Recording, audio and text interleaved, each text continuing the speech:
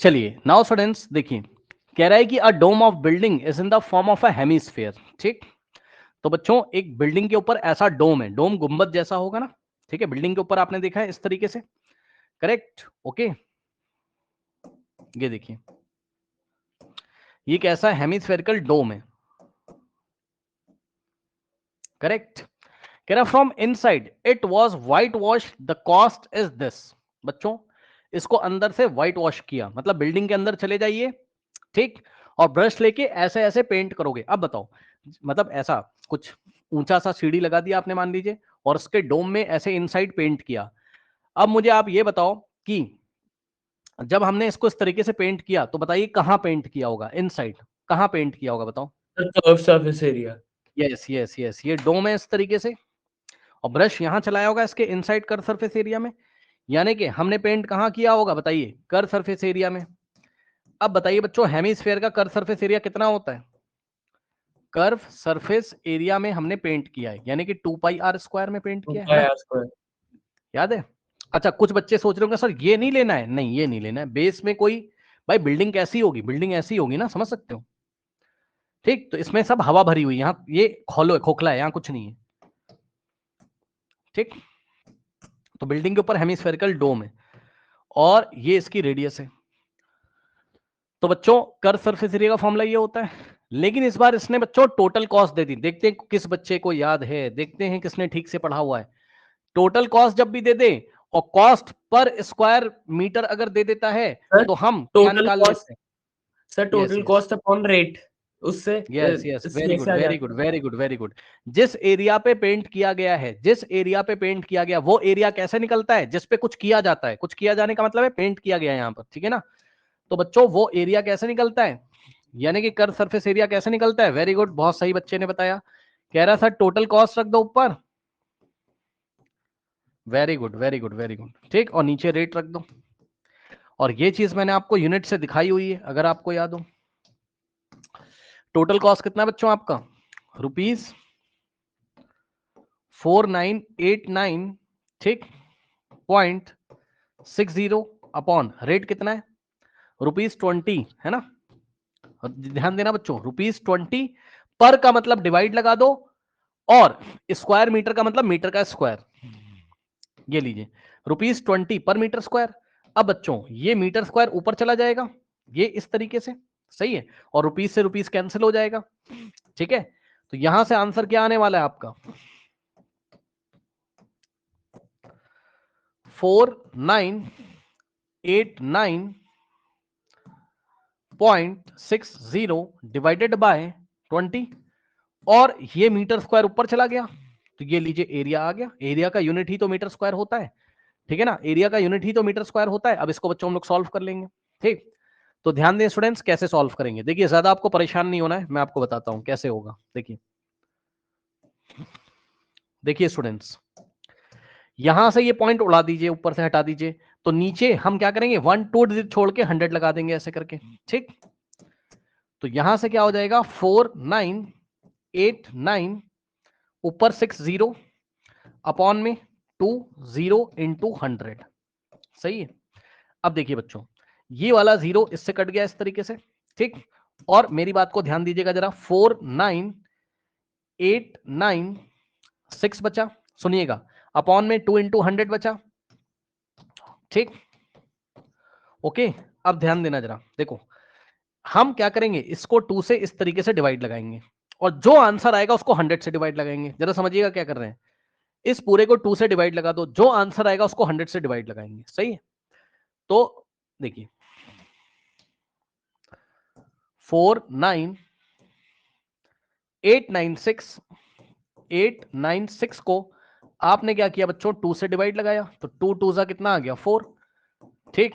यहां से 9 कॉपी किया, 2 4 जा 8, 9 माइनस 8 1, और यहां से 8 कॉपी हुआ, 9, 2 9 जा 18, और यहां से 9 कॉपी हुआ, ठीक। 2 4 जा 8, 9 माइनस 8 1, और यहां से 6 कॉपी हुआ, 2 8 जा कितना होता है 16, ठीक, उतना आ गया। तो ये जो आया है क्या, 24948, ये जो आया है, ध्यान सुनो, ये कितना आया है, इसको 2 से डिवाइड, नीचे 100 भी तो बचा हुआ है और 100 की हेल्प से पीछे से 2 डिजिट छोड़ के डेसिमल लगा दोगे तो 249.48 ये क्या आ गया आपका, बताइए। या फिर आप इसी फॉर्म में छोड़ दीजिए, कोई दिक्कत नहीं, आप ऐसे ही छोड़ दो, आप ऐसे ही छोड़ दो, ये एरिया आ गया, ऐसे ही छोड़ दो, कोई दिक्कत नहीं है, क्योंकि हमें क्या निकालना है, एरिया तो पूछा नहीं है शायद उसने। अच्छा पूछा इनसाइड एरिया, ठीक है ठीक है ठीक, पूछा है भाई, Yes, पूछा है ठीक। तो हमारा पार्ट 1 का आंसर क्या आ जाएगा, 249.48 मीटर स्क्वायर, 249.48, ठीक। तो पार्ट 1 का आंसर क्या आ गया, 249.48 मीटर स्क्वायर, ठीक। Part 2, volume of the air inside the dome. अब आपको वॉल्यूम निकालना है तो रेडियस पता होना चाहिए, ठीक। तो हम क्या करेंगे, सर 2 ध्यान से पाई आर सुनिएगा, स्क्वायर यस, कर और सरफेस एरिया कितना आया है, यही तो है 249.48। और एक बात सुन लो, खास बात, क्वेश्चन में सोचो सोचो सोचो सोचो सोचो, हवा अंदर ही तो भरी हुई है, तो अंदर का ही रेडियस तो चाहिए, अंदर कितनी हवा भरी उसका वॉल्यूम बताना है, तो अंदर का ही तो रेडियस चाहिए, तो अंदर का ही तो इनर सरफेस एरिया है, तो अंदर का इनर सरफेस एरिया से अंदर की ही तो रेडियस आएगी, तो अंदर का ही तो वॉल्यूम आएगा, ठीक। तो कर्व सरफेस एरिया क्या होता है, 2 pi R square is equals to 249.48, सही है। अब देखिए बच्चों, इसको आप क्या कर सकते हो, मैं आपको बताऊं, समझो, देखो, आप यहां से पॉइंट को हटा दो तो नीचे 1 2 2 डिजिट छोड़ के यहाँ पे ऐसे 100 आ जाएगा। अब ऐसा हमने जानबूझ के कर लिया ताकि आपको काटने वाटने में आसानी हो, भाई नहीं मन कर रहा है मत करो, लो मत करो, क्या दिक्कत है, मत करो मत करो, ऐसे ही रहने दो। तो यहां से आपको क्या निकालना है, आर का वैल्यू निकालना है, तो R square is equals to 249.48, ठीक है स्टूडेंट्स। अब ध्यान देंगे बच्चों, 2 पाई मल्टीप्लाई है तो उधर जाके डिवाइड करेगा, ये लीजिए, क्या दिक्कत है। अब इसको बच्चों सॉल्व कर लीजिए और देख लीजिए क्या आता है। चलिए नेक्स्ट पेज पे बच्चों इसको हम लोग सॉल्व करते हैं, ओके। तो यहां से हमारे पास आ गया स्टूडेंट्स कितना, R square is equals to 249.48, 249.48 और डिवाइडेड बाय कितना है, 2 पाई।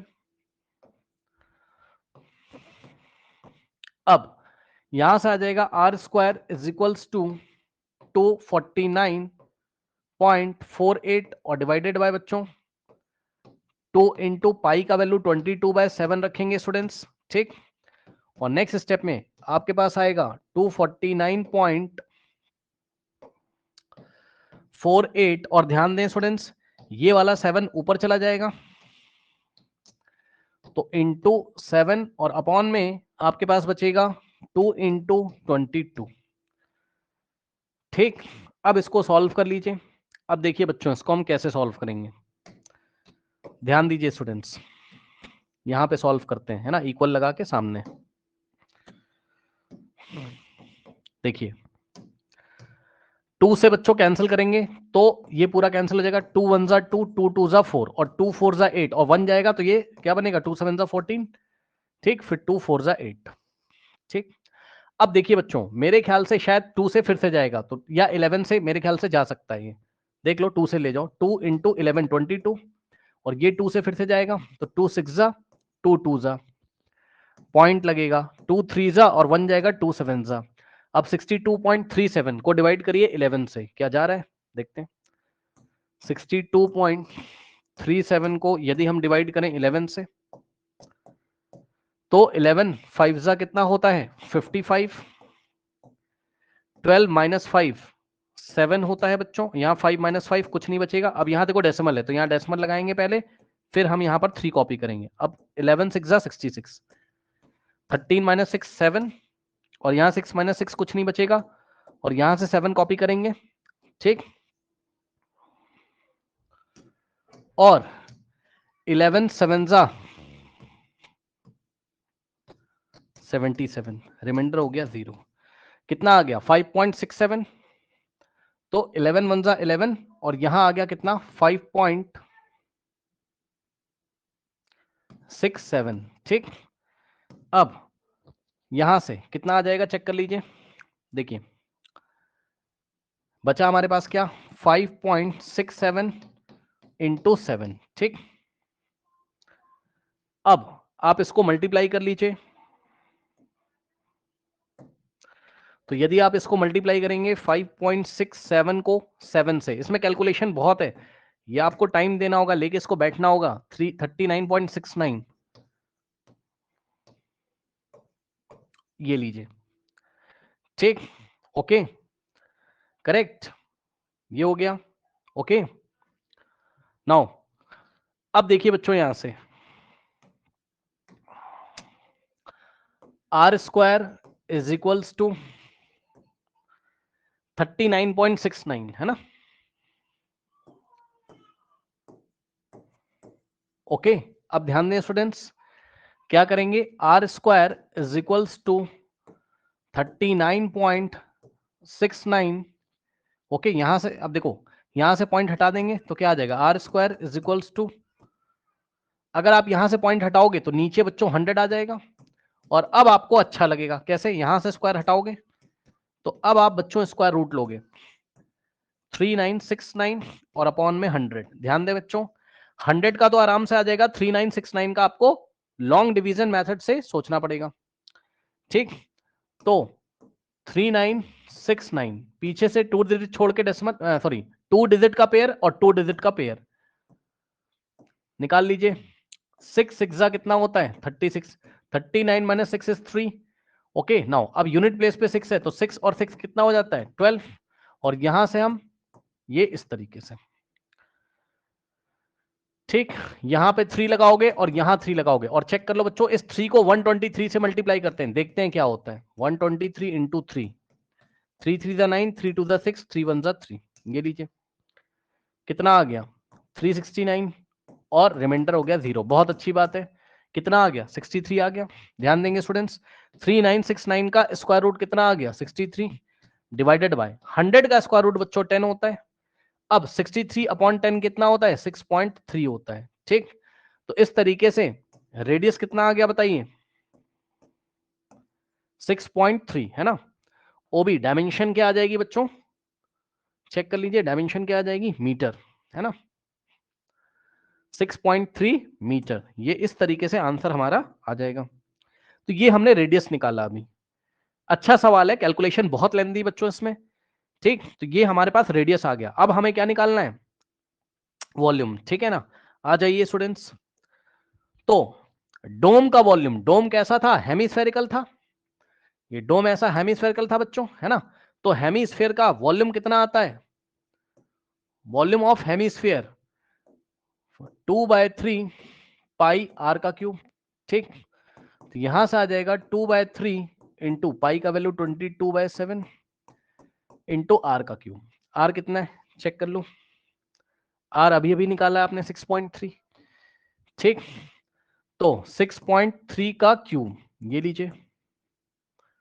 ओके, नाउ अब ध्यान दें स्टूडेंट्स, 2/3 बच्चों ध्यान रखिएगा, 4/3 मत कर देना, यही गलती होती एग्जाम में। फॉर्मूला हेमिस्फेयर है तो हेमिस्फेयर का वॉल्यूम 2/3 पाई आर क्यूब, है ना भाई। उस डोम में कितनी एयर भरी हुई है, एयर का मतलब उसका वॉल्यूम, क्योंकि जो स्पेस ऑक्यूपाई किया है उस डोम ने, वहीं तो हवा हवा भरी होगी ना, तो वॉल्यूम निकालना है।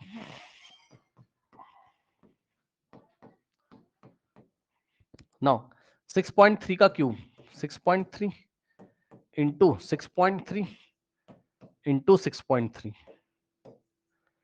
ठीक, अब हम लोग इसको सॉल्व करेंगे। नाउ 7 1 जा और 7 9 जा 63 होता है, पीछे से 1 डिजिट छोड़ के डेसिमल लगा दोगे। 3 1 जा और 3 3 जा 9 होता है, लेकिन पीछे से 1 डिजिट छोड़ के डेसिमल लगेगा तो 0.3 आएगा। अब ध्यान देंगे बच्चों, 2 इंटू 22 44 इंटू, ध्यान देंगे बच्चों 0.3 इंटू 6.3 इंटू 6.3। अब देखिए इन दोनों को साथ साथ मल्टीप्लाई कर लीजिए। 44 को 3 से करो, जितना आएगा पीछे से 1 डिजिट छोड़ के डेसिमल लगा देंगे। ठीक है, ओके, करेक्ट।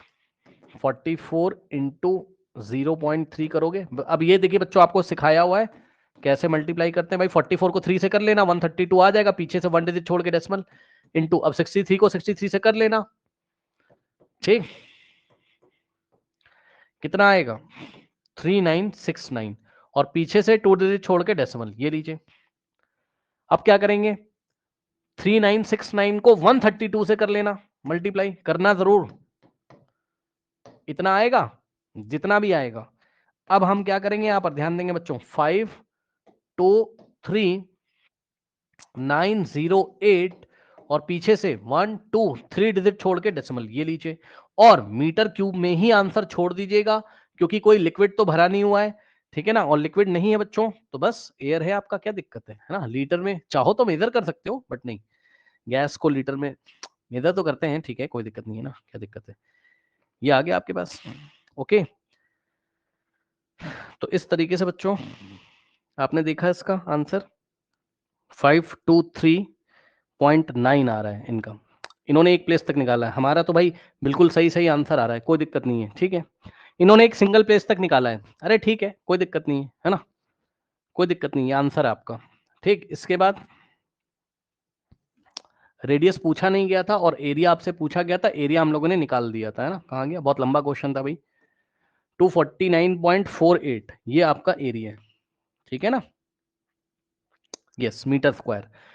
बच्चों यूनिट का ध्यान रखिएगा, एरिया में मीटर स्क्वायर और वॉल्यूम में मीटर का क्यूब आएगा।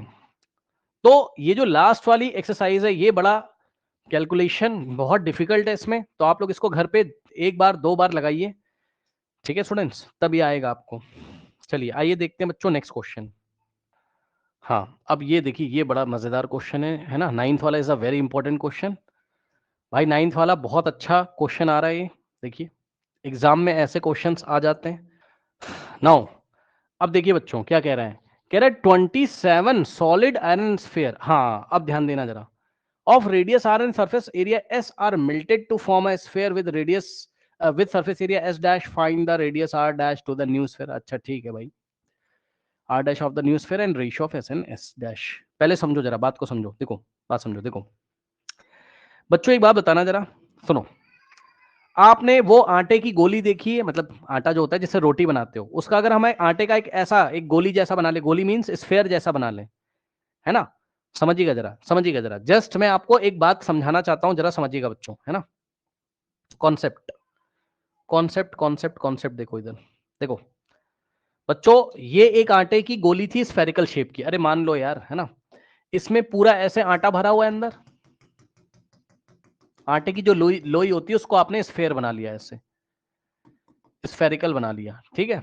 मान लो कि इसका यूनिट, इसका वॉल्यूम कितना है, मान लो इसका वॉल्यूम है, मान लीजिए 10 सेंटीमीटर क्यूब, जस्ट एग्जांपल बता रहा हूं आपको, ठीक, जस्ट एग्जांपल मैं आपको बता रहा हूं, ठीक है ना। अब सुनो, अगर हमने क्या किया, इसको ऐसा अपने हाथ से ऐसा टेढ़ा मेढ़ा करके और ऐसे एक सिलेंड्रिकल शेप में इसको हमने तब्दील कर दिया, है ना, चेंज कर दिया, मतलब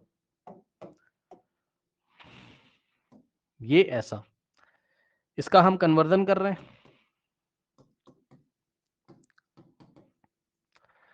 ठीक। और मान लो इसका हमने एक सॉलिड सिलेंडर बना दिया, सॉलिड सिलेंडर आप लोग आटे की लोई से सिलेंडर बना दिया, अरे मान लो भाई क्या चला जाएगा, मान लो, सर आटे के ठीक, स्फीयर को सिलेंडर बना दिया। हाँ अरे मतलब ऐसे ही है, अरे जैसे यार तुम्हारे घर में आटा होगा, रोटी जब बनती तो थोड़ा सा आटा लो, पहले गोल गोल कर लो, ऐसे हाँ जी सर। कर लिया, अरे लगभग स्फेयर स्फेयर हो जाएगा, लगभग स्फेरिकल शेप का।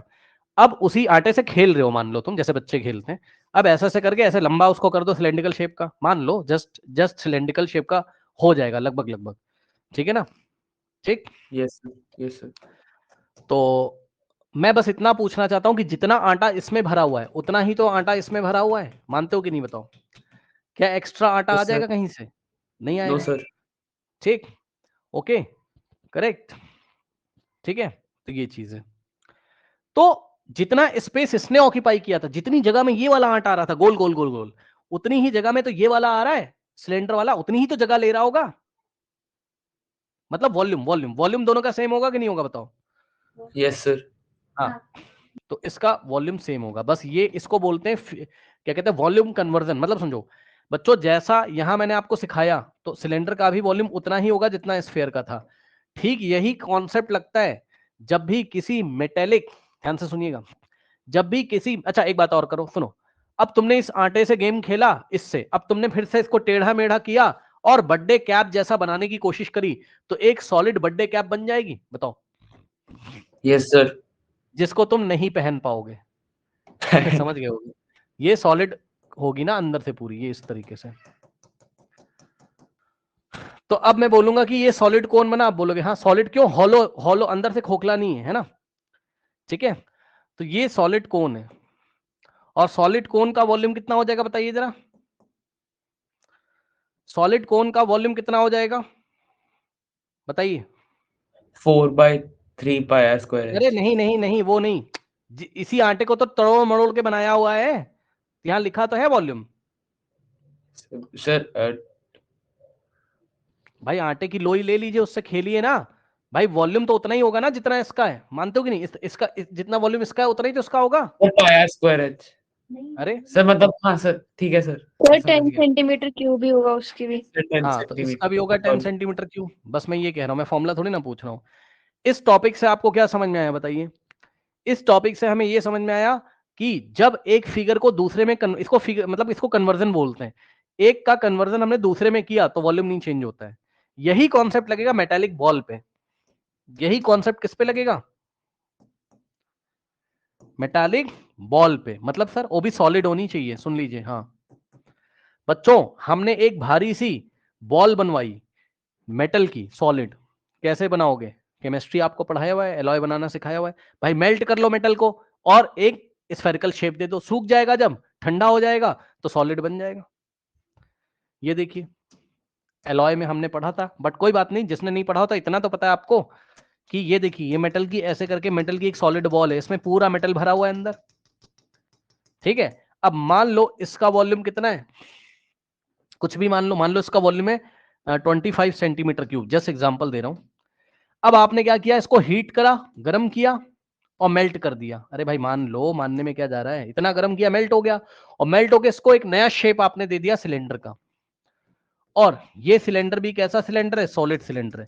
तो बताओ इस सिलेंडर का वॉल्यूम कितना होगा बताइए, सर इस सिलेंडर का 25 वॉल्यूम सेंटीमीटर। 25 ही होगा। यार वॉल्यूम थोड़ी ना चेंज हो जाएगा, मान लो कि ये क्या नाम है, ये आयरन का मेटल का सॉलिड बॉल है, सॉलिड, तो जितना वॉल्यूम इसका होगा उतना ही तो इसका होगा, मतलब जितना मेटल इसमें भरा हुआ है उतना ही तो इसमें भरा हुआ है, ठीक है। तो इसका भी वॉल्यूम कितना हो जाएगा 25। अब हमने क्या किया, हमने बच्चों इसको फिर से, अब इस सिलेंडर को जो कि मेटल का सिलेंडर था, ठीक, इसको हमने हीट किया, ठीक, और हीट करने के बाद इसको हमने मेल्ट किया, और मेल्ट करने के बाद हमने इसको क्या बना दिया, कोन, सॉलिड कोन, ठीक।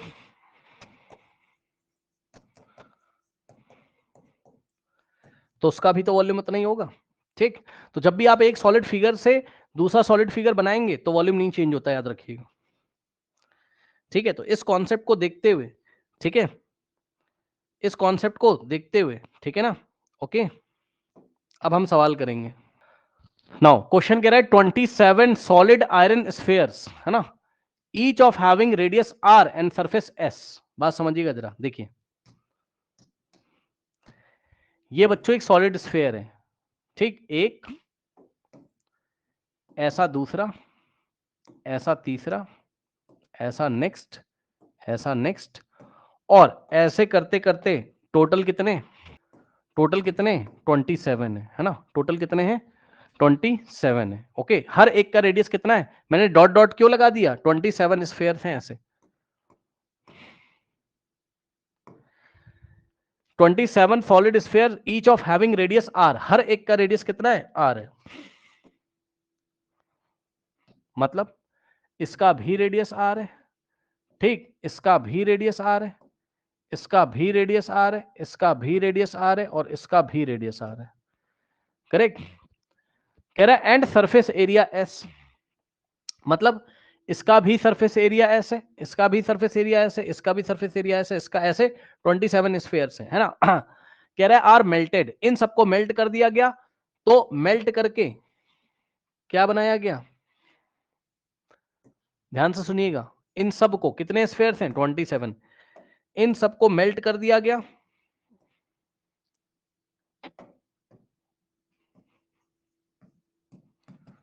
और मेल्ट करके एक सिंगल स्फीयर बनाया गया, ऐसा, ठीक। और इस स्फीयर का जो एरिया है वो एस डैश है, इसका सरफेस एरिया क्या है, एस डैश। अब मेरी बात ध्यान सुनना, उसने कहा find R dash of the new sphere, यानी कि इस स्फीयर का ये जो न्यू स्फीयर बना, ठीक है, ये बड़ा होगा काफी, क्योंकि 27 को मेल्ट करके बनाओगे तो बड़ा सा स्फीयर बनेगा, तो इसका रेडियस आर डैश आपको बताना है, समझ गए, आर डैश आपको बताना है, ठीक, ओके, आर डैश आपको बताना है। अब सुनो मेरी बात को ध्यान से, एक बात बताओ क्या कॉन्सेप्ट लगेगा। इसका जो वॉल्यूम है, ये जो न्यू स्फीयर बना है, मैं लिख देता हूं, ये जो न्यू स्फीयर बना हुआ है ना, न्यू स्फीयर, ये जो बना हुआ है, ठीक, तो इस स्फीयर का जो वॉल्यूम होगा, ये काफी बड़ा स्फीयर होगा, यदि आप चाहें तो थोड़ा बड़ा भी कर सकते हो आप, दिखाने के लिए ऐसे ही है ना, समझने के लिए अपने देखिए ध्यान सुनिएगा, volume of new sphere, volume of new sphere is equals to, ये नया वॉल्यूम कैसे बना हुआ है, ये 27 छोटे छोटे स्फीयर्स को मिला के बना हुआ है कि नहीं बताओ, तो volume of new sphere is equals to 27 into volume of one sphere, yes और नो, बताइए, सही बोला कि नहीं, बताइए भाई, जो नया स्फीयर, क्या आप लोग सोच सकते हो भाई, सही है 1 सर, 2 3 4, हाँ सर सही है। भाई, इन सबको मेल्ट करा ना, मान लो आटे की 27 गोलियां थी, एक वॉल्यूम जैसी, ये वाली सबको ऐसा मिला के ये ऐसा बड़ा सा बना दिया, ऐसे सोचो आप, तो इसका जो वॉल्यूम है, यानी कि volume of this new sphere is equal to 27 into volume of one sphere, क्योंकि 27 स्फीयर थे ना, ठीक अब सुनिए, वॉल्यूम ऑफ न्यू स्फीयर कितना लिखोगे यहाँ, वॉल्यूम ऑफ न्यू स्फीयर का फॉर्मूला 4/3 पाई, अब ध्यान से सुनना, 4/3 पाई आर क्यूब होता है, लेकिन आर की जगह हम क्या रखेंगे, आर की जगह हम क्या रखेंगे, आर डैश, ठीक, 4/3 पाई आर डैश का क्यूब इज इक्वल्स टू, सामने क्या रखेंगे 27, ठीक, 27 into volume of one sphere, कौन से वाले, ये व्हाइट कलर वाले है ना, वन स्मॉल स्फीयर, ऐसे कर लो, स्मॉल ऑब्वियसली जो नया बना है वही तो बड़ा होगा, सभी छोटे होंगे तभी तो इसको मिला के वो बड़ा वाला बना है, तो volume of one sphere, one small sphere कितना हो जाएगा, 4/3 पाई आर का क्यूब, ठीक। अब बच्चों ध्यान से सुनो, इतना तो शायद आप लोग को मैथ्स आता होगा, एक सेकेंड, हाँ देखिएगा जरा, इतना मैथ्स आप लोग को आता होगा मेरे ख्याल से, कि जो नंबर मल्टीप्लिकेशन में इधर है और वो इधर, वो कट जाएगा, क्यों भाई, 4/3 से 4/3 गया और पाई से पाई गया, ठीक, तो आपके पास कितना बच रहा है, आर डैश का क्यूब, जरा ध्यान से चेक करिएगा, आर डैश का cube is equals to 27 into R cube,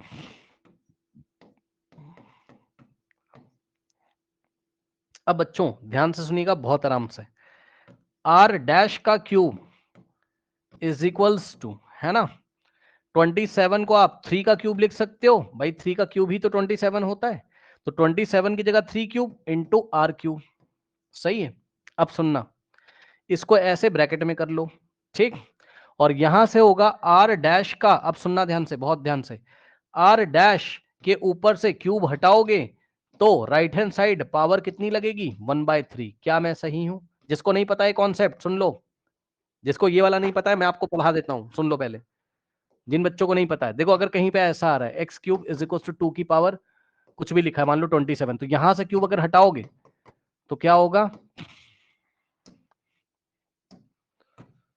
क्या होगा, इसकी पावर में इस 3 का रेसिप्रोकल लिख दो, ऐसे करके, समझ गए। अब इसी तरीके से मान लो ऐसा होता सवाल, x की पावर 4 इज इक्वल्स टू 4 की पावर 16 होता, मान लो ऐसा होता सवाल, तो हम क्या करते, x की वैल्यू कैसे निकालते, x is equals to 4 to the power 16 की पावर में ये ले जाते तो 1/4 लिख देते,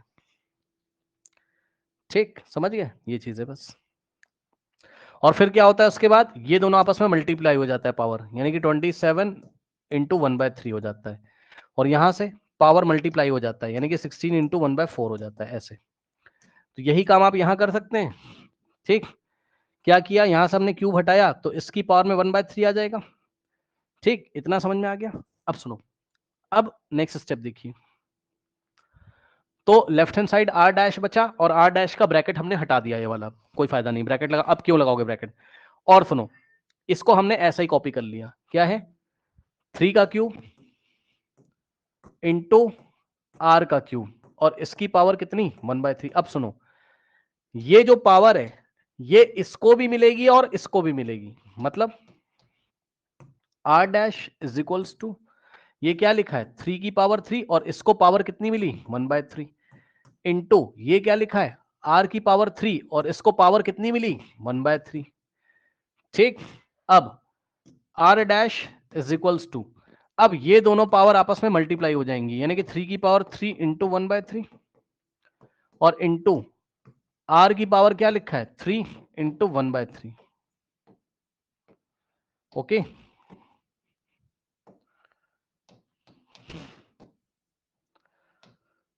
ये 3 से 3 गया और ये 3 से 3 गया, तो R dash is equals to 3 और देखो 3 की पावर 1 बचा और इनटू में आर की पावर 1 बचा। अब सुनो, ये आर डैश है, ये आर डैश लिखा हुआ है, सुनो, और ये आर की पावर 1 लिखा है, ये 1 है। किसी भी नंबर की पावर 1 उतना ही होता है, 3 की पावर 1 3 और आर की पावर 1 आर। तो आर डैश किसके इक्वल आ गया 3 आर के इक्वल, यानी कि आर डैश की वैल्यू आर के टर्म्स में आ गई। और यही तो खास बात है। नया जो स्फेयर है, अब समझो, नया जो स्फेयर है उसका जो रेडियस है पुराने वाले का 3 टाइम्स है। नया जो 1:9 आ रहा है। वो हम बाद में निकाल लेंगे, सुन लो ध्यान से, हाँ पहले जी, आप हाँ जी। कॉन्सेप्ट समझो। जो नया स्फेयर है उसका जो रेडियस है आर डैश, जरा क्वेश्चन की डेप्थ को समझो जो मैं आपको समझाना चाहता हूं, सुनिए ध्यान से। पता है, जब आपके मन में ये चल रहा था कि आर डैश की वैल्यू कितनी आएगी, तो आपके मन में ये चलना चाहिए था कि आर डैश की वैल्यू आर के टर्म्स में आएगी। ये बात दिमाग में आनी चाहिए। फिर से सुनो, आंसर तो आ ही जाएगा, सुनो ध्यान से। आर डैश की वैल्यू आर के टर्म्स में आनी चाहिए सर क्योंकि गिवन क्वांटिटी क्या है क्वेश्चन में ये पहचानना पड़ता है आपको एग्जाम में। गिवन क्वांटिटी क्या है बच्चों, ये आर है। बच्चे बोलेंगे नंबर नहीं दिया, अरे नहीं दिया, नहीं दिया, ये कोई आर्बिट्री कांस्टेंट है, देखने में वेरिएबल लग रहा है लेकिन आर्बिट्री मतलब अपनी मन से लिया गया कोई नंबर है जो कि दिख नहीं रहा है आज। तो जो नया रेडियस मेरा आया है आर डैश वो 3 आर आया है, कहने का ये मतलब है, एक मिनट कहां गया, यस, तो जो आर डैश आया वो 3 आर है। इसका कहने का मतलब है कि जो छोटे छोटे गोले थे ये वाले, इस गोले के रेडियस का 3 गुना रेडियस इसका है, यानी कि ये आर डैश की वैल्यू कितनी 3 आर है। समझे, ये चीज है। ठीक, तो ये आ गया, बहुत अच्छी बात है, यानी कि आर डैश आ गया किसके टर्म्स में, आर के टर्म्स में, बहुत अच्छी बात है। तो बच्चों आर डैश की वैल्यू कितनी आई पार्ट 1 में 3 are I. Okay, yes sir. ये आंसर आया। अब सुनो, उसने कहा कि ratio of S and S dash, आराम से समझो, एस किसका एरिया था इस गोले का, एक छोटे वाले गोले का, और एस डैश किसका है बड़े वाले गोले का। अब हम एक नए पेज पे फिर से एक डायग्राम बनाएंगे।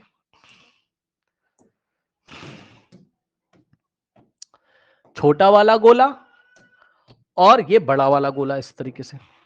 ठीक, सुन लेना ध्यान से, छोटे वाले गोले की रेडियस थी आर और सरफेस एरिया था एस, और बड़े वाले गोले का जो रेडियस है वो कितना आ रहा है 3 आर, है ना भाई, अभी तो आया आपके सामने, आर डैश कितना आया 3 आर। ठीक, और इसका सरफेस एरिया एस डैश दे के रखा है, और आपको क्या करना है रेशियो निकालना है एस का एस डैश के साथ, यानी कि आपको क्या फाइंड करना है एस और एस डैश का रेशियो आपको निकालना है। ठीक, तो इसका एस निकाल लो भाई जरा, इसका सरफेस एरिया कितना आएगा 4 पाई आर स्क्वायर, और उसका एस डैश निकाल लो जरा, कितना आएगा 4 पाई, सुन लेना ध्यान से, 4 पाई आर स्क्वायर तो लिखेंगे लेकिन आर की जगह इसका रेडियस लिखेंगे, यानी कि आर डैश का स्क्वायर। तो s dash is equals to 4 pi. ध्यान दीजिएगा स्टूडेंट्स, r डैश कितना है 3r है, तो r डैश की जगह आप 3r रख दीजिएगा। ये लीजिए। अब आपको रेशियो निकालना है, किसका किसके साथ, s का s डैश के साथ। तो s by s dash, s कितना है 4 पाई r स्क्वायर। भाई s की वैल्यू लिखो सामने 4 पाई r स्क्वायर, और s डैश की वैल्यू लिखो सामने कितना है 4 पाई इंटू 3r का स्क्वायर। अब सुनिए, यहां से यदि आप देखोगे तो 4 पाई से 4 पाई गया, ठीक, ऊपर क्या बचा आर स्क्वायर, और नीचे 3r का स्क्वायर का मतलब 3r को 2 टाइम्स मल्टीप्लाई करना है, 3r इंटू 3r ऐसे। या आप ऐसा भी कर सकते हो कि ये स्क्वायर 3 को भी मिलेगा तो 3 का स्क्वायर, और ये स्क्वायर r को भी मिलेगा तो r का स्क्वायर, और r स्क्वायर से r स्क्वायर कट जाएगा, ऊपर 1 बचेगा, नीचे 3 का स्क्वायर क्या होता है 3 इंटू 3 9। तो रेशियो कितना आ गया 1:9। तो s का रेशियो s डैश के साथ 1:9। इसका क्या मतलब है, इसका ये मतलब है कि नया वाला जो स्फीयर बना है उसका सरफेस एरिया पुराने वाले का 9 टाइम्स है। ये देखिए इसका मीनिंग क्या है,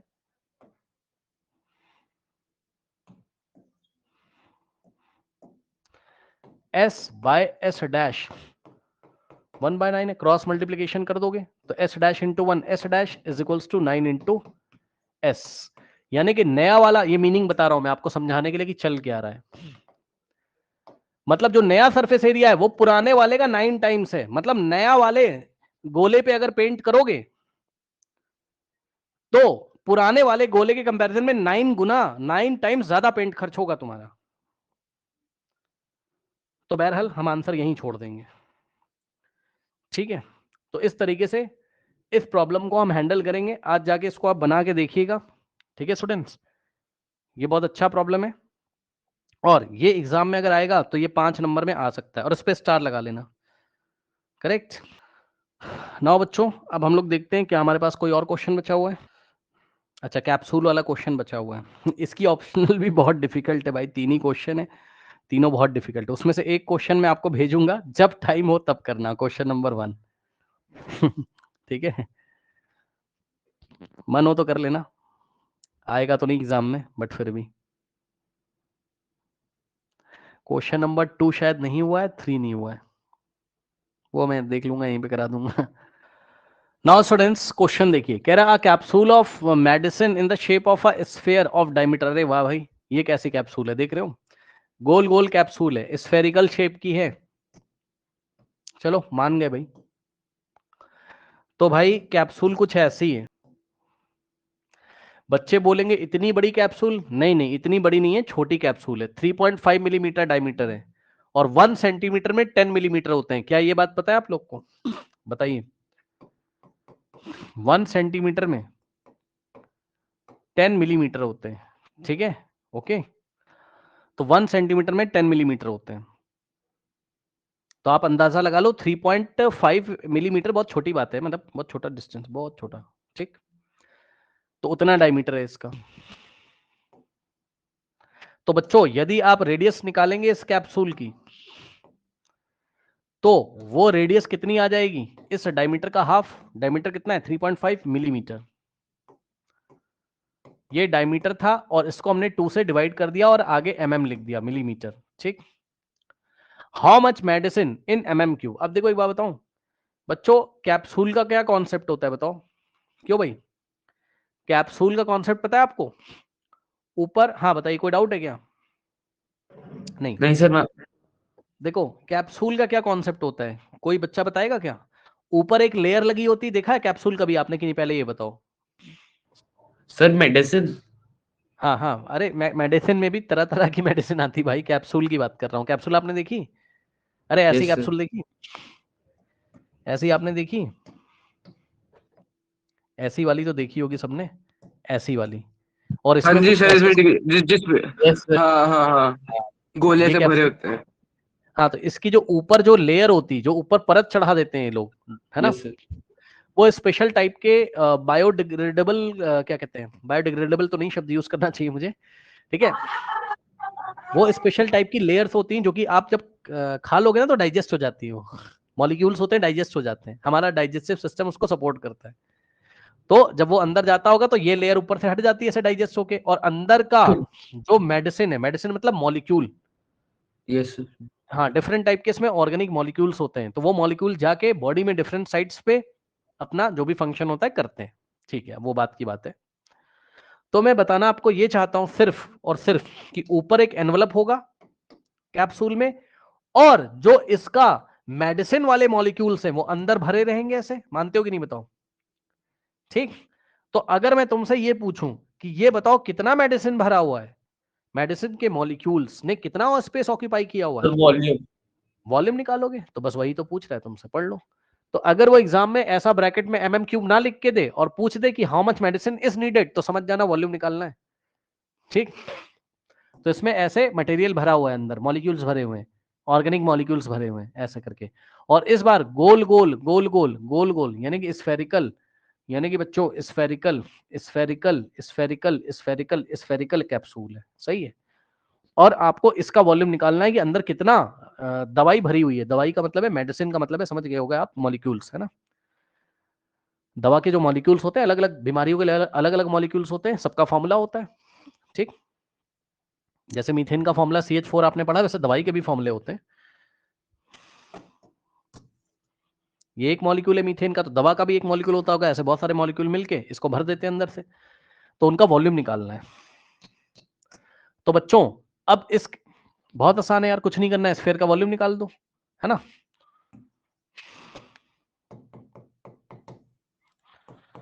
कितना हो जाएगा? 4/3 पाई आर का क्यूब। तो यहां से क्या हो जाएगा? 4/3 पाई की जगह बच्चों 22/7, और देखो रेडियस को सॉल्व करने की जरूरत नहीं है, ऐसा ही रख दो, आर आर का क्यूब यानी कि 3.5/2 का क्या क्यूब, है ना। तो क्या करेंगे यहां से 4/3 इंटू 22/7 इंटू आर का क्यूब यानी कि 3.5/2। अब क्यूब लगा हुआ है यानी कि 3 बार हम इसको मल्टीप्लाई करेंगे, 3.5/2 इंटू 3.5/2। अब सॉल्व कर लीजिए, सॉल्व करो भाई, सुनना ध्यान से। ये वाला 2 और ये वाला 2, 2 2 जा 4 करके इस 2 को, इस 4 को कैंसिल कर देंगे। ठीक, उसके बाद 2 1 जा और 2 इंटू 11,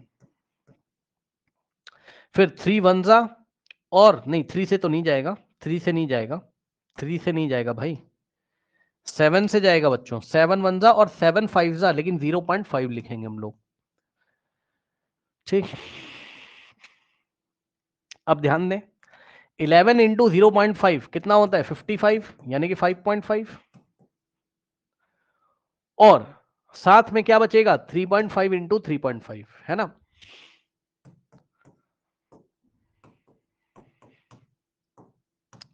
नाउ स्टूडेंट सॉल्व कर लीजिए।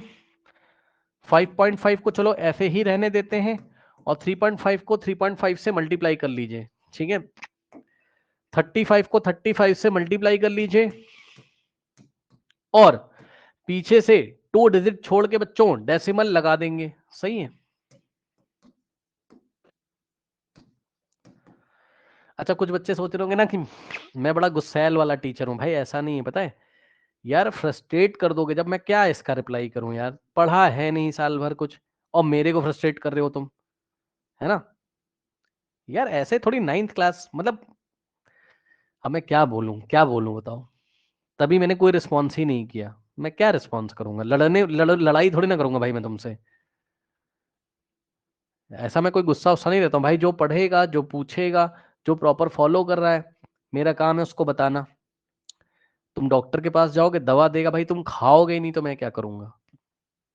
अब तुम्हारी अपनी हेडेक है, तुम टाइम निकाल पाते हो नहीं निकाल पाते, मैं तुम्हारे घर आके कॉपी में थोड़ी ना लिखूंगा तुम्हारे, है ना।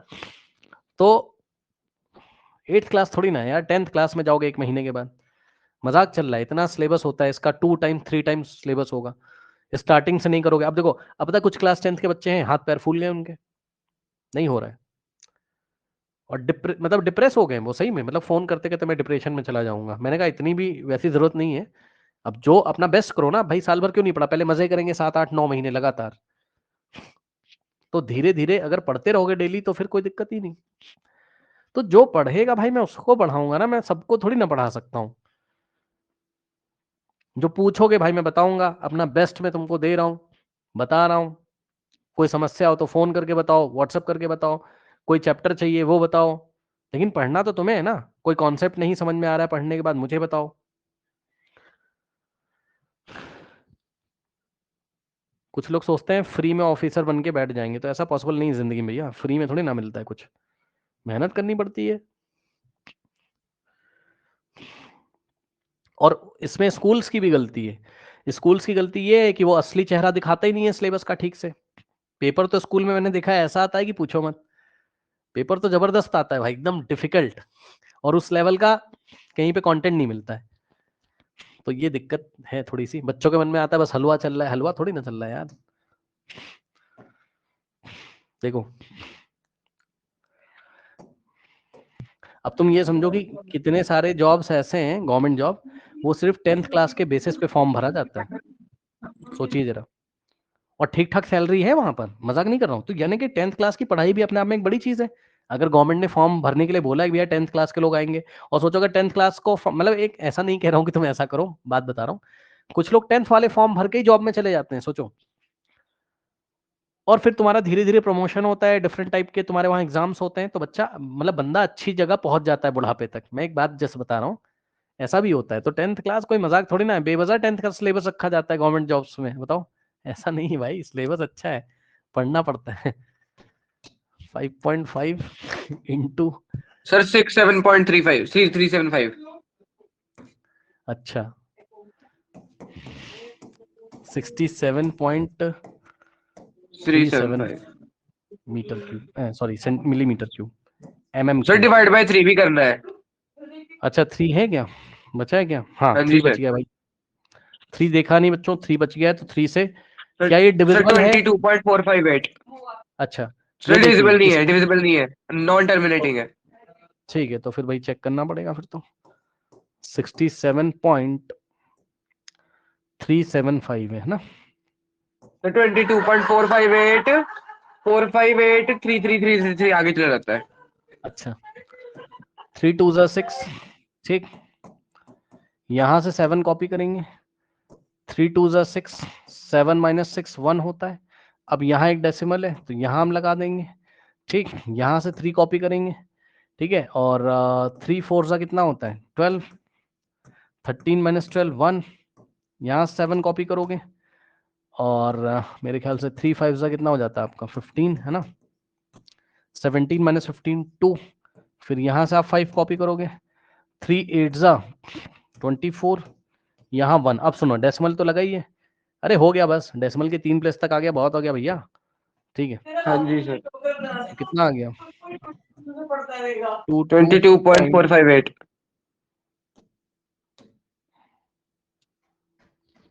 458 458,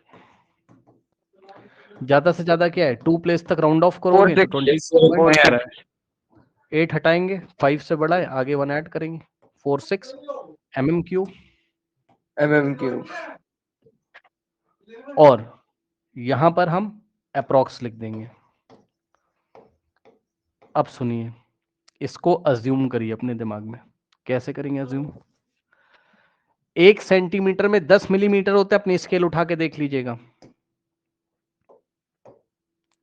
ये 0 और यहाँ 1 सेंटीमीटर, इसके बीच में 1 2 3 4 5 6 7 8 9 10, तो ये एक सेक्शन 1 मिलीमीटर का होता है, ठीक। तो 1 मिलीमीटर का एक क्यूब सोचो, 1 मिलीमीटर वाले साइड का एक क्यूब सोचो, छोटा सा, यस सर।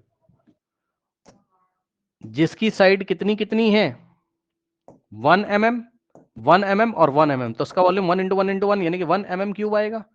तो सोचो 1 मिलीमीटर का जो छोटा सा क्यूब होगा, 1 मिलीमीटर साइड वाला छोटा सा क्यूब होगा, जो कि अरे बहुत छोटा होगा, उसका जो वॉल्यूम है, उसमें जो दवा भरी है वो 1 मिलीमीटर क्यूब है। तो ऐसे कितने क्यूब लेके आओगे 22 के आसपास।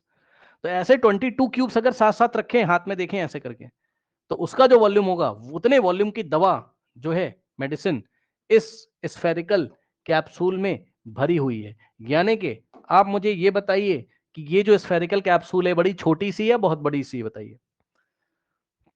सर बहुत छोटी है। छोटी सी है। तो ये एक इमेजिनेशन था ताकि आपको ये पता चले कि mm क्यूब का भी कुछ मतलब होता है ना।